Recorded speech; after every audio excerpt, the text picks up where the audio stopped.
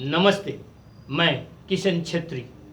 मैं SSC production का एक सदस्य हूं और आप देख रहे हैं एसएससी प्रोडक्शन का कॉमेडी चैनल। तो बहनों और भाइयों, चलिए कुछ चुटकुले सुने जाए। अब क्या है कि मर्द और बीवी का रिश्ता एक इतना अच्छा रिश्ता है, लेकिन शादी के कुछ साल बाद पता नहीं क्या होता है, बीवी मना करने लग जाती है, ये मत करो, वो नहीं करो, ये नहीं करना, वो नहीं करना है, और पति जो है बेचारा फंस के रह जाता है। लेकिन पति अगर सेवा करे तो लोगों को पता नहीं क्या लगता है कि ये जोरू का गुलाम है, ये वो है, ये फलाना है। लेकिन अगर आपस में कोई बात हो तो कोई बात नहीं, अगर 5 आदमी के सामने अगर कोई किसी को कुछ कह दे तो बहुत लगता है। तो हमारे जो कल्लू भैया थे वो अपने बीवी का बहुत ही सेवा करते थे भाई, लेकिन चोरी छुपे। एक दिन 5 बंदे बैठे हुए थे, वहां पर किसी ने कह दिया, अरे ये तो जोरू का गुलाम है यार, ये अपनी बीवी से इतना डरता है कि मत पूछो। इसकी बीवी कहती है कि बैठो तो ये बैठता है, इसकी बीवी कहती है खड़े हो जाओ तो ये खड़ा हो जाता है, इतना डरता है। अब इतने सारे लोगों के बीच में कल्लू मियां को बहुत गुस्सा है, मैं अपने बीवी से नहीं डरता। अरे मैं रात 12 बजे अपनी बीवी से कहता हूँ चलो उठो गर्म पानी करके दो, तो मेरी बीवी रात 12 बजे उठ के गर्म पानी करके मेरे को देती है। तो किसी ने पूछ लिया, भैया रात 12 बजे तुम गर्म पानी से क्या करते हो? अरे भैया ठंडा पानी से मैं बर्तन नहीं धो सकता ना, बर्तन धोने के लिए पानी की जरूरत पड़ती है। गाँव में क्या था, एक पति तो था बहुत ही दुबला पतला मरियल सा, और पत्नी जो थी वो बड़ी हट्टी कट्टी मोटी थी, और सारा दिन उनके घर पे झगड़ा लगा रहता था, ये मारो वो करो ये करो। गांव वाले भी परेशान थे पर कुछ कहते नहीं थे, चलो भाई लड़ते रहो।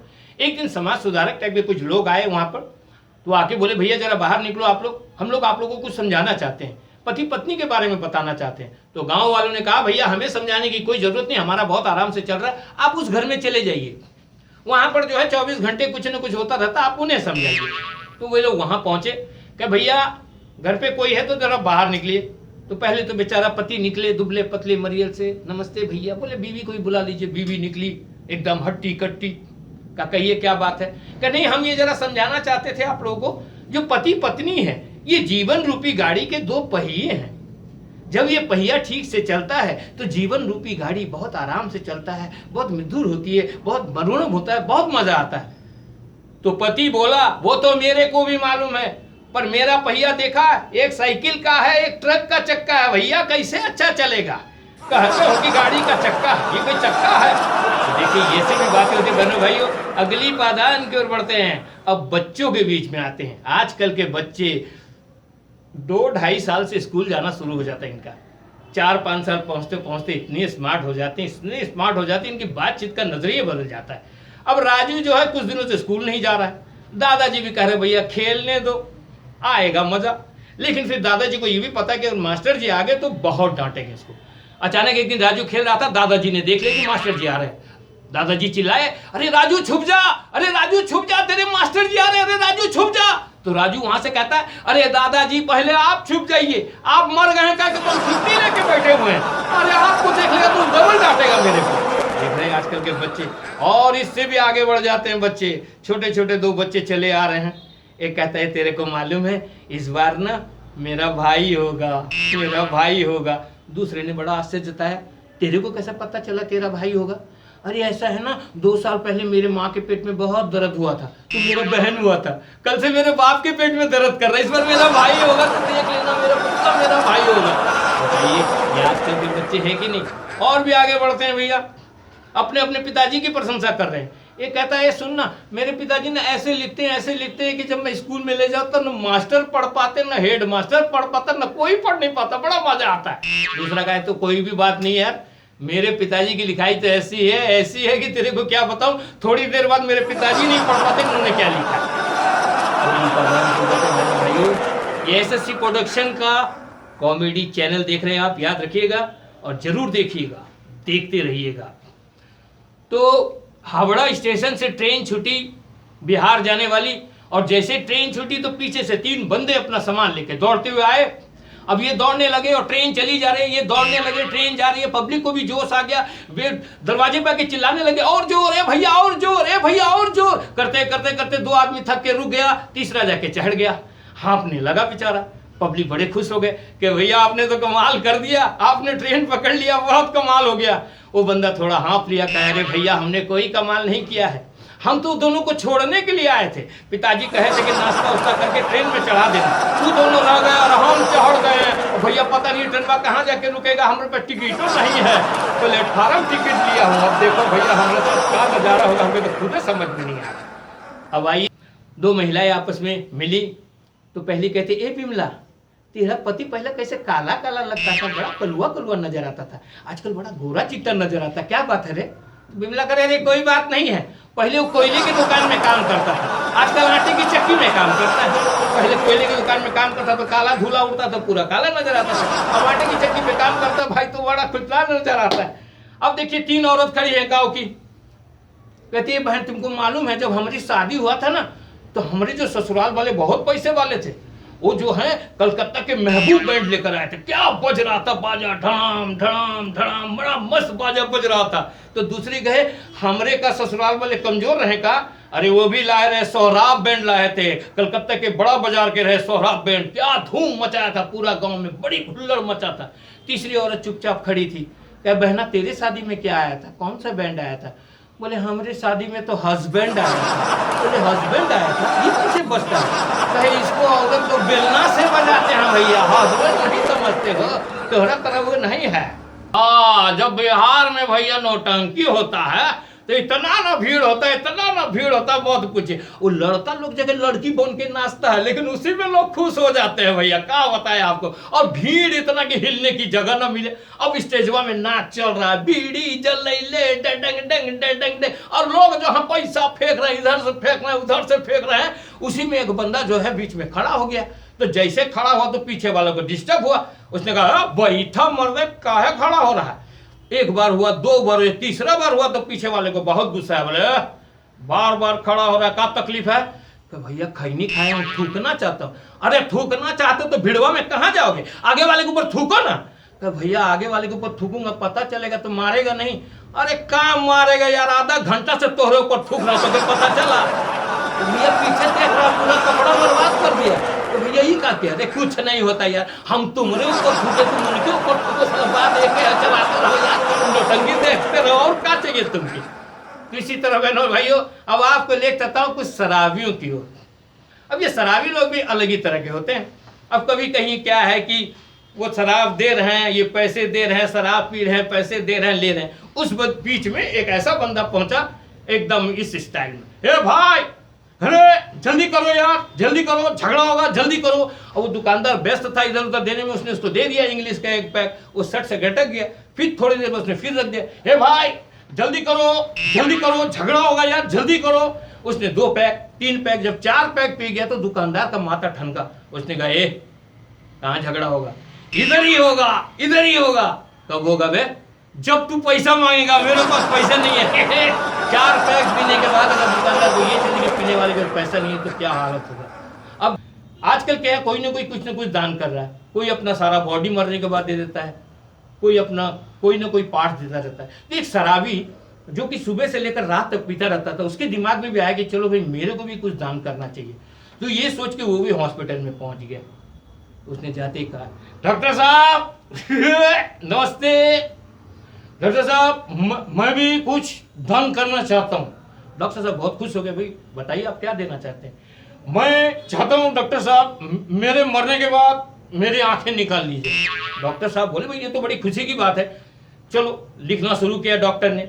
लिखते वक्त उस शराबी को फिर कुछ याद आया। उसने कहा, डॉक्टर बाबू 1 मिनट, मेरा एक बात ध्यान से सुन लीजिए, जिसको भी मेरा आंख लगाइएगा उसे बता दीजिएगा सवेरे 2 पैक भी ना पिए मेरा आंख नहीं खुलता है। अब आप सोचिए जरा, अगर किसी अच्छे आदमी को उसका आंख लगा दिया जाए तो बिना 2 पैक पिए उसका आंख खुलेगा नहीं, उसकी क्या हालत होगी। आइए अब आप लोगों को कुछ नाम के बारे में बताएं। अब आजकल तो शॉर्ट में नाम बोलने की सबको आदत हो गई है। अब चंडी चरण मिश्रा जी शादी के लिए गए हुए थे, तो वहां सब औरतों ने उनको घेर लिया। तो किसी ने पूछा, अरे पाहुन के नाम का, पाहुन के नाम का। तो चंडी चरण भैया बड़े जोश में आ गए, बड़े स्टाइल दिखाते बोले, हमार नाम है सीसी मिश्रा। तो औरत बोली, अरे तब तो तुम्हार बाप के नाम जरूर बोतल मिश्रा हुई, तो बोतल का बेटा ना सीसी होगा। तो भैया ऐसे होता है। तो क्या है, कभी कभी पता तो सब लिखा हुआ है पर ऊपर में किसी का नाम नहीं था। अब वो जो इन्वॉल्व आए थे तो उसमें क्या था एक छेद हुआ था और उसमें एक लाल रंग लगा दिया गया था।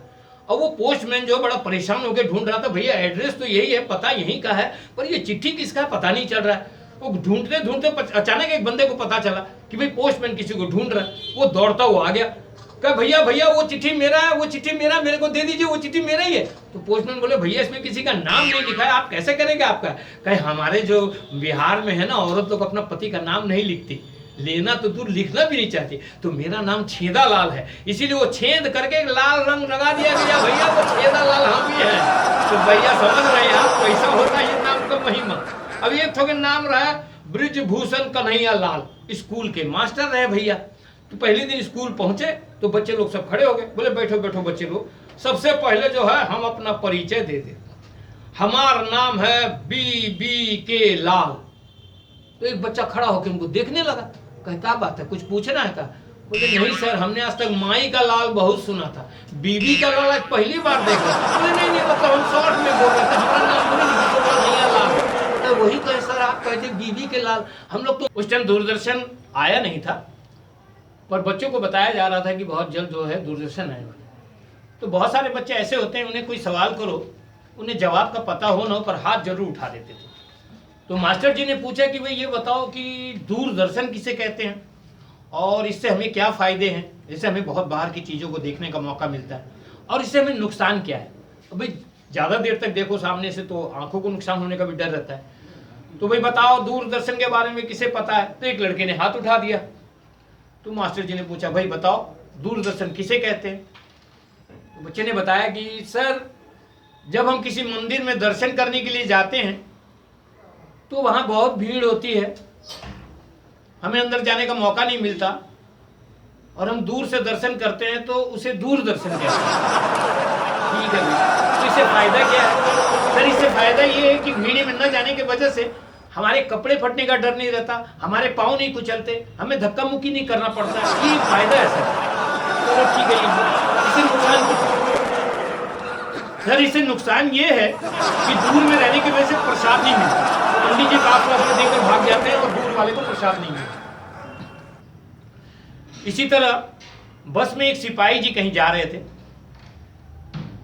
2-4 स्टॉपेज जाने के बाद एक बड़े बहू भी चढ़ गए पुलिस के। तो उन्हें सीट देने के लिए सिपाही जी उठने लगे, तो बड़े बहू सामने आ गए, बोले नहीं नहीं नहीं बैठो बैठो बैठो बैठो भाई। और थोड़ी दूर गए, 1-2 स्टॉपेज जाने के बाद वो सिपाही जी फिर उठने लगे, तो बड़े बहू को फिर किसी बोला नहीं नहीं बैठो बैठो। जब तीसरी बार उठने लगे, जैसे बड़े बहू ने कहा कि बैठो बैठो, तो सिपाही जी बोले अरे सर आपके चक्कर में मैं 4-5 स्टॉपेज आगे आ गया, मेरे को पीछे उतरना था। वो बड़े बाबू को पता चला कि मेरे को सीट नहीं दे रहा था, बेचारे को उतरना था। बोले अरे भाई मेरे को पता नहीं चला, चलो भाई तुम जा सकते हो। तो इस तरह की घटनाएं होती रहती है। कलकत्ते में एक टाइम ऐसा था कि साइकिल में अगर लाइट ना हो तो उसे पकड़ने के लिए सिपाही जो लोग छुप के बैठे रहते थे। जब पास में कोई साइकिल आ जाता तो वो अचानक आ जाते थे और रोको रोको कह के रोक देते थे, और उसके बाद उनसे कुछ पैसे हड़प लेते थे, या तो कहते थे भाई चलो थाने। तो एक बार ऐसे ही हुआ, एक साइकिल बड़ी स्पीड से आ रहा था और सिपाही जी छुप कर बैठे हुए थे कि जैसे ही पास आएगा तो उसे पकड़ लेंगे। जब वो साइकिल करीब करीब आया तो सिपाही जी अचानक बाहर आ गए, रोको रोको रोको, लाइट नहीं है, रोको रोको। तो साइकिल वाला भी चिल्लाया अरे हट जाओ, ब्रेक भी नहीं है। तो सिपाही जी छिटक के भागे। इतनी सारे घटनाएं होती हैं। आपको एक लंबा सा चीज सुनाऊंगा। ये बहुत साल पहले की घटना है, जब हमारे ट्रेनों में खिड़कियों में कोई रड नहीं लगा रहता था, खिड़कियां खुली रहती थी। ये बहुत साल पहले की बात है। एक बंदा था, उसकी 6 लड़के थे और 7 लड़कियां थी, 6, 7, 13, वो खुद 14 और उसकी बीवी एक 15। तो वो कहीं घूमने के लिए गया था, वहां से लौटने के बाद उसने अपने दोस्त को अपना दुखड़ा सुनाया। अरे ओ गणेश भाई इधर आओ इधर आओ, अरे तुमको तो मालूम है कि मेरे 6 लड़के हैं और 7 लड़कियां हैं, 6, 7, 13, मैं एक 14, मेरी बीवी एक 15। इस बार सब बच्चों ने जोर कर दिया भाई मामा के घर जाना है, मामा के घर जाना है। तो मैंने सोचा अगर 15 फुल टिकट काटूंगा तो मेरी जेब ढीली हो जाएगी। तो मैंने बड़ा अकल खटाया और मैंने अपने जो जवान लड़के थे उन्हें हाफ पैंट पहना दिया, अपनी जो जवान लड़कियां थी उन्हें फ्रॉक पहना दिया, मैंने खुद हाफ पैंट पहन लिया, और अपनी जो 13 बच्चों की माँ थी ना उसको भी मैंने फ्रॉक पहना दिया। सब छोटे छोटे लग रहे थे, हाइट भी सबका छोटा ही था। तो सामान लेके हम लोग पहुंच गए हावड़ा स्टेशन। जाकर टिकट कलेक्टर को कहा कलेक्टर बाबू 15 तो हाफ टिकट दीजिएगा।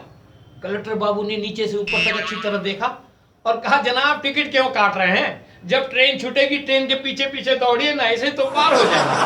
आप बेटा पहली और कहते हैं टिकट बजा फेंका। अब जितने लोग वहां खड़े थे सब हंसने लगे, मेरे को बड़ा शर्म लगा। 15 फुल टिकट काटनी पड़ी। अब 8 नंबर प्लेटफॉर्म में हमारी गाड़ी खड़ी थी। वो भीड़ की क्या कहें, लेकिन मेरे बच्चे सब एक्सपर्ट जूडो कराटे सीखे हुए थे। मेरे बच्चे चले गए, हु हा धुम धड़ाम मार के ढूकने लगे। किसी को इधर फेंका, किसी को उधर फेंका, वो ढूका, वो गया। मेरी लड़कियां भी वैसे स्मार्ट, चलो ढूक गए। मेरी बीवी बहुत हट्टी कट्टी, मैं जरा दुबला पतला था। बीवी ने देखा गेट पर एक आदमी खड़ा है तो उनके बालों को यूं पकड़ा और यूं झटका। वो आदमी बाहर, मेरी बीवी अंदर। वो आदमी चिल्ला रहा, अरे कैसी बेशरम औरत है, अरे बाप रे कैसी भाई, अरे बोलना चाहिए, कुछ करना चाहिए। चूल पकड़ के टान दिया, चलो भाई। और इस भीड़ में मैं नहीं चढ़ पा रहा था। अब ट्रेन भी छूटने वाली थी, मैं डर गया। मैं इधर से उधर दौड़ने लगा, क्या करूं? मेरे बच्चे तो भूल गए, ठीक है, मेरी बीवी भी मुझे भूल चुकी थी। मैं बड़ा परेशान था।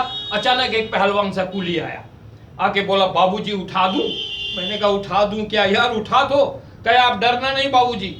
उसने कहने के साथ ही मुझे भाले की तरह 2 हाथों पे उठाया और खिड़की के सामने लाकर नारा लगाया, जय बजरंग बली बोल के यूं फेंका मेरे को इधर वाली खिड़की से फेंका। मैं उधर वाली खिड़की से सीधा बाहर निकल गया। तो किस्मत अच्छी थी कि उधर कोई ट्रेन नहीं था, वरना सब टूट जाना था। लाइन पर सीधा गिरता तो कमरिया टूट जाना था। बीच में गिरा, बड़े जोरों की चोट लगी। वहां से फिर मैं दौड़ता फिर घूम कर आया तो देखा कुली जो है खिड़की सामने खड़ा होकर चिल्ला रहा था, बाबूजी पैसा दीजिए ना, बाबूजी पैसा दीजिए। जाकर उसके सर पे मारा एक चमेटा। है कौन बात का पैसा? बाबूजी हम तो आपको अंदर फेंका था, बाहर कैसे आ गए? अरे बाहर कैसे आ गए? तुम तो इस खिड़की से फेंका, हम तो उस खिड़की से बाहर निकल गए। वो तो हमारी किस्मत अच्छी थी कि हम बच गए। बोले, बाबूजी आप मत डरिए, हम आपको फिर फेंकेंगे। हम कहे, नहीं माँ काली, हमको चलने की जरूरत नहीं, हम घर चल जाएंगे। बोले, नहीं, आप सीधे गए इसलिए आप सीधे निकल गए, अब जैसे फेंकूंगा आप तो टेढ़ा हो जाइएगा। मैंने कहा, चलो और एक ट्राई ले लेते हैं। उसने फिर उठाया, दोनों हाथों से कहा, जय बजरंग बली। मैं भी चिल्लाया, जय बजरंग बली। और जैसे ही फेंका मैं सीधा टेढ़ा हो गया, सीधा बाथरूम की तरफ धड़ाम। एक बंदा बैठ के कुछ कर रहा था, खड़ा हो गया। क्या भैया क्या बात है? मैं अभी लाइन में ढुका, भ्राम से आ गया। भैया हम लेटरिन में नहीं आना चाह रहे थे, लेकिन वो कूली हमको फेंका है तो टेढ़ा होकर मुझे ढूक गए। भैया माफ करना। भैया देखिए, कहाँ ट्रेन में चढ़ाना था, कहाँ बाथरूम में ढूके, वो हालत हुई, वो हालत। बच्चे को नाखून चबाने की बड़ी बुरी आदत थी सर। सुबह शाम जब देखो नाखून चबाया जा रहा, नाखून चबाते चबाते उसकी चमड़ी तक छिल रही थी, लेकिन वो किए जा रहा था। उसके पिताजी बड़े परेशान थे, कुछ समझ में नहीं आ रहा था क्या करे। उनके एक दोस्त मिल गए, उनको बताया, भाई कुछ तो उपाय बताओ यार, मेरा बेटा तो मर जाएगा, ये नाखून खाते खाते पूरे चमड़े खा जा रहा। तो उसके दोस्त ने बताया, भाई कोई बात नहीं है, तुम किसी योग गुरु के पास ले जाओ, वहां अगर योगाभ्यास करना लगेगा तो शायद ये आदत छूट जाएगी। चलो भाई ठीक है। 2 महीने बाद मित्र से फिर मुलाकात हुई। बोले, बताओ तुम्हारे बेटा कैसा है? कहे, अरे यार तुमने कहाँ भिजवा दिया, वो पहले ही ठीक था। पहले तो हाथ की नाखून खा रहा था, आजकल पाँव का नाखून खा रहा है, योग सीख लिया है, पाँव को मुंह में लाता है तो पाँव का नाखून भिजवा देता है। तुमको क्या जरूरत है यार, तुमने कहाँ भिजवा दिया? अब तुम्हें समझ में नहीं पा रहा हो क्या करूँ क्या न करूँ। आप लोगों को मालूम होगा कि जो बंदा पहले से अगर खाली पाँव में ज़्यादा चलता हो तो उसके पाँव का शेप बिगड़ जाता है, उसके पाँव का जूता मिलना बड़ा मुश्किल हो जाता है। तो हमारे पड़ोस के जो कल्लू भैया थे, बचपन से बेचारे ऐसे ही चलते थे, तो उनको बड़ा मुश्किल हो गया। जब उनको एक कंपनी में नौकरी मिल गई तो वहाँ से उनको पैसे दिया गया, कहे किसी बड़े दुकान पे जाना, जूते की दुकान से वहाँ जूता ले लेना और उसका बिल ला के कंपनी में जमा देना। ये उस वक्त की बात है जब कलकत्ते में लोड शेडिंग खूब हुआ करती थी, प्राय बिजली गुल हो जाती थी। तो बंदा शाम को पहुँच गया, बाटे की दुकान में गया, सेल्समैन जूता निकालता है, लेकिन वो जूता उसके पाँव पे ढूकता नहीं, कोई आधे में फंस जाता है, कोई पाँव में जाम हो जाता है, कोई कुछ हो जाता है। और सेल्समैन के वहाँ जूते की ढेर लग गई पर उसके पाँव में कोई जा ही नहीं रहा था, बड़ा परेशान हो गया। उसी वक्त लोड शेडिंग हो गई, पूरा अंधेरा छा गया। तो सेल्समैन ने कहा, भैया डरना नहीं, थोड़ी देर में हम जनरेटर चलाएंगे और आपको जूता जरूर पहना के भेजेंगे। तो कल्लू भैया थोड़ी देर बैठे रहे, फिर उन्होंने इधर उधर पाँव चलाया, अचानक एक जूते पे पाँव पड़ गया। कहे, मिल गया ए भैया, ये जूता हमके दे दीजिए। सेल्समैन ने गौर से देखा और कहा, भैया वो जूता नहीं है, जूते का बक्सा है। बेचारे जूते के पाँव बक्से में पाँव लगा के कह रहे थे कि मिल गया। तो ये घटनाएं भी होती रहती है। आप लोगों ने गाना बहुत सुना, मैं गाना तो जानता नहीं हूँ, पर कभी कभी मैं पैरोडी भी कर लेता हूँ। ये बहुत पहले की बात है, आइए आपको तो एक पैरोडी के भी मजा दे देता हूँ। उस वक्त कलकत्ते में फिल्म बॉबी चल रही थी और बॉबी का एक गाना बहुत ही मशहूर था, सोचो कभी ऐसा हो तो क्या हो, हम तुम एक कमरे में बंद हो और चाबी खो जाए। मैं बालीगंज स्टेशन पे पहुंचा तो वहां एक ढपली बजा के एक आदमी खुजली का मलहम बेच रहा था, बिजली मलहम। तो उसने कुछ देर सोचा, मेरे को कहा किशन भैया कोई गाना वाना बनता हो तो सोचिए। मैंने कुछ देर सोचा और एक गाना बना। सोचो कभी खुजली हो तो क्या हो, अरे सोचो कभी खुजली हो तो क्या हो, आप लोग बिजली मलहम लगाओ और खुजली भगाओ। आगे है पब्लिक का घेरा, पीछे है पुलिस का डेरा, आगे भी जाना हो मुश्किल, पीछे भी आना हो मुश्किल। अरे सोचो कभी खुजली हो तो क्या हो। एक गाना था, गाड़ी बुला रही है सीटी बजा रही है, याद होगा आपको? गाड़ी बुला रही है सीटी बजा रही है। मैंने देखा एक बंदा जो है बड़ी स्पीड से भागता हुआ आ रहा है, कभी पीछे मुड़ के देखता है, फिर भागता है, फिर मुड़ के देखता है। मैंने उसको पकड़ लिया, मैंने कहा बात क्या है, क्यों इस तरह भाग रहे हो? उसने पीछे देखा, बीबी बुला रही है, झाड़ू दिखा रही है, लड़ना ही जिंदगी है, लड़ती ही जा रही है। ढपली वाले ढपली बजा। एक मुखलिस आदमी था बेचारा, अब खाना बना तो बनाना था नहीं, सुबह से होटल में जाना था उसको, तो अचानक दूसरे दिन हड़ताल हो गया। वो बाहर निकला तो ना चाय की दुकान खुली ना कुछ, बड़ा परेशान से हो गया, भूख से बेहाल घूम रहा था। अचानक उसने एक मूड़ी वाले को जाते हुए देखा तो दौड़ा, मूड़ी वाले मूड़ी बना तरक तक मेरे बूढ़ी बुलाते हैं, हाँ मैं खाऊं तू खिला। इसी तरह कलकत्ता है, यहाँ हर एक का काम होता रहता है। और ये एसएससी प्रोडक्शन भूलिएगा मत बहनों भाइयों, ये आपको देखना है और देखते रहना है। तो बहनों भाइयों, इसी तरह और भी बहुत सारे चीज़ हैं जो आप लोगों को सुनाना है, आपको दिखाना है। इसलिए आप लोगों से अनुरोध है कि एसएससी प्रोडक्शन के कॉमेडी शो और फिल्म को सब्सक्राइब करना न भूलें, जरूर करें और देखते रहे एसएससी प्रोडक्शन।